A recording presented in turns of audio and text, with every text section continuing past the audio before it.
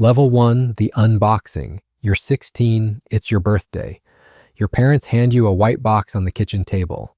iPhone 7 Plus, 128 gigabytes, silver finish.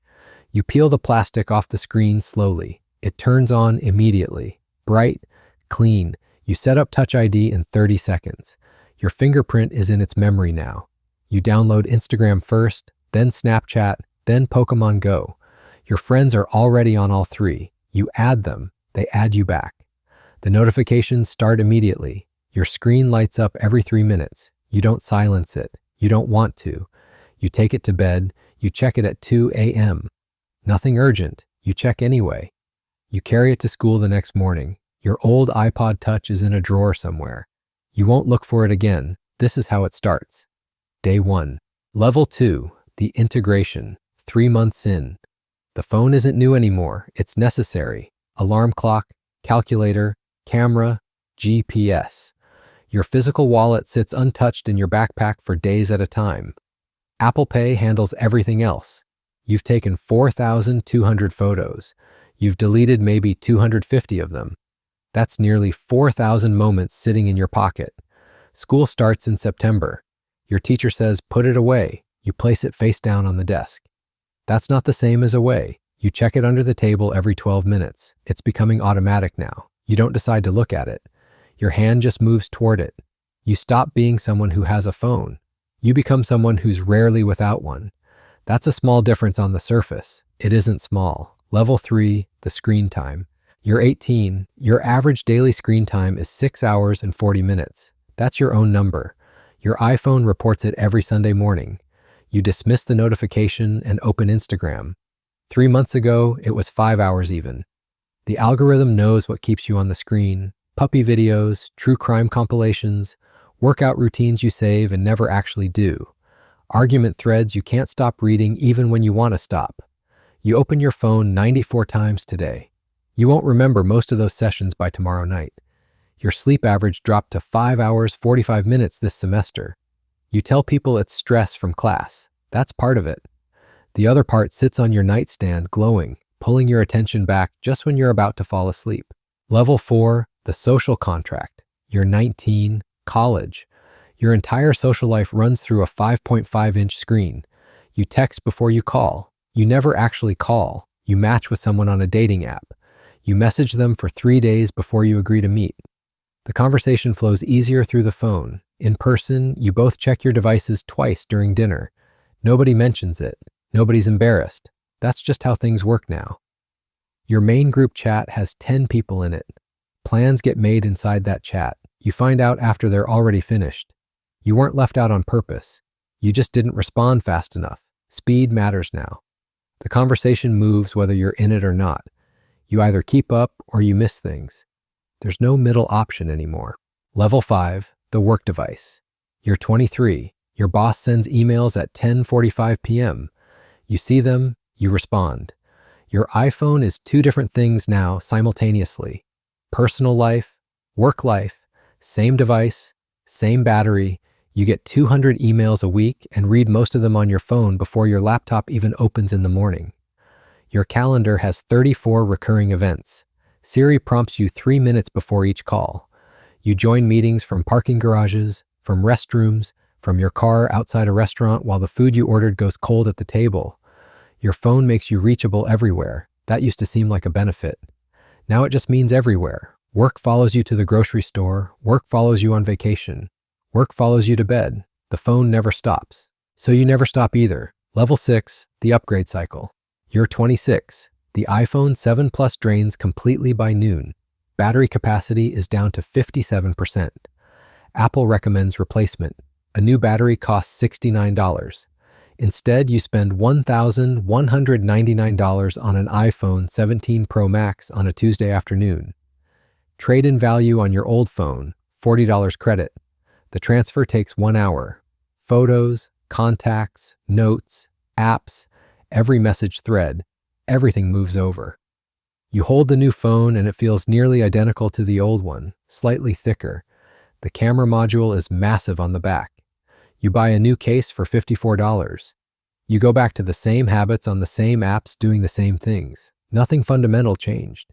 You just paid $1,159 to feel like something might. Level 7. The data. Nobody reads the terms of service. It runs 500 pages. By accepting, you authorize collection of your location data, your search history, your purchase behavior, your health metrics, and your contacts. Apple holds some of it. Apps hold more. Third parties purchase portions of it. You search for running shoes on a Wednesday. Running shoe ads follow you across 6 different apps for the next 3 weeks. Your phone knows where you were every hour of every day for the past 4 years. It knows your sleep schedule, your daily commute, your gym location, your polling district. You carry the device on your body for 14 hours a day on average.